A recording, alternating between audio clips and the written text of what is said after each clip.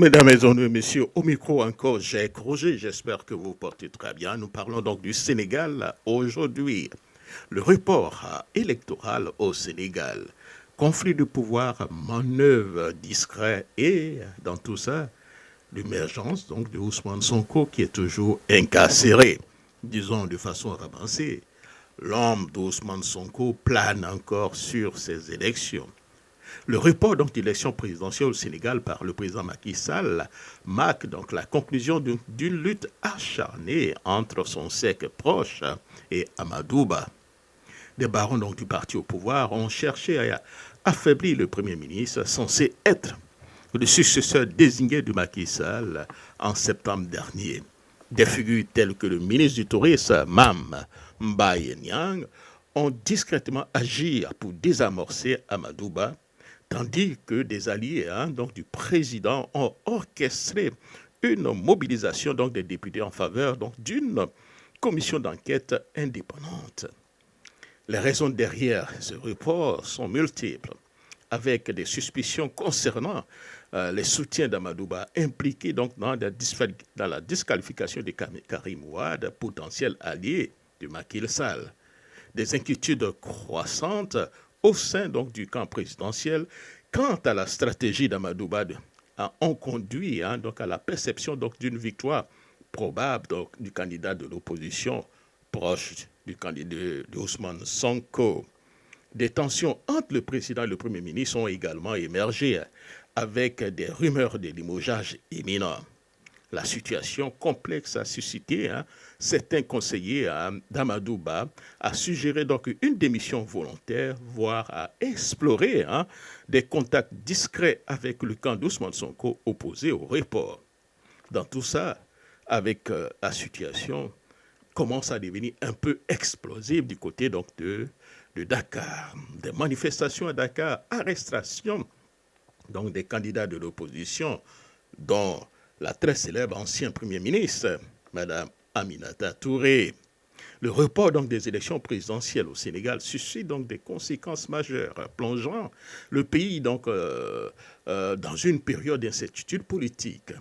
Serait-il considéré par certains comme un viol de la Constitution, a déclenché des manifestations à Dakar, marquées par l'arrestation donc des candidats donc de l'opposition. Pour ce qui concerne éventuellement le report d'une élection, ce n'est pas possible. De l'élection présidentielle, des élections locales, on peut les repousser, ça passe.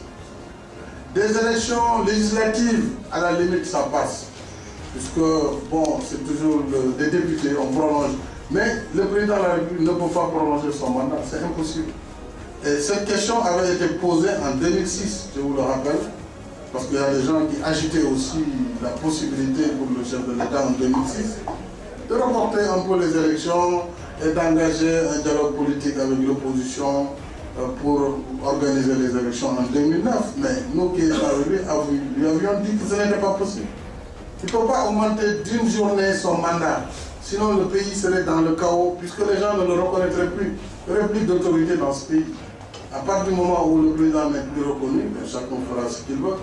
Mais ça, c'est dangereux pour le pays. Donc ça, c'est une fiction. Ceux qui pensent ainsi doivent cesser de rêver. Le président ne peut pas augmenter pour une journée.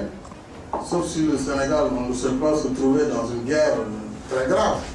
Ça, ce sont des conditions particulières. Pour parler d'électricité, de délestage, pour parler de report d'élection présidentielle, quoique ça ne fait pas très sérieux quand même. La répercussion de ce report s'étend au-delà des frontières politiques, mettant en question l'intégrité démocratique du processus électoral.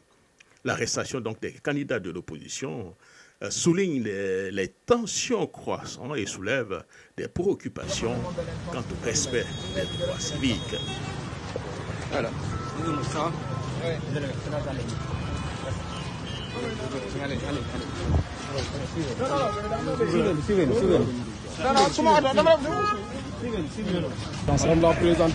rien ne nous arrêtera. Rien ne nous arrêtera. Ça, c'est notre droit le plus basique. C'est un droit citoyen. On a rendez-vous avec le peuple sénégalais.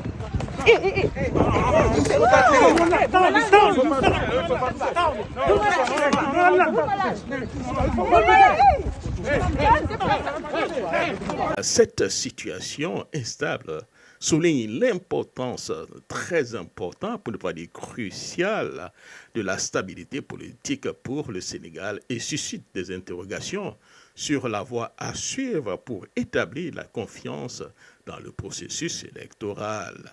La population sénégalaise se trouve désormais au cœur donc d'une période décisive où les choix politiques ont des implications significatives pour l'avenir du Sénégal. Jacques Roger pour Afrique 2050 Radio.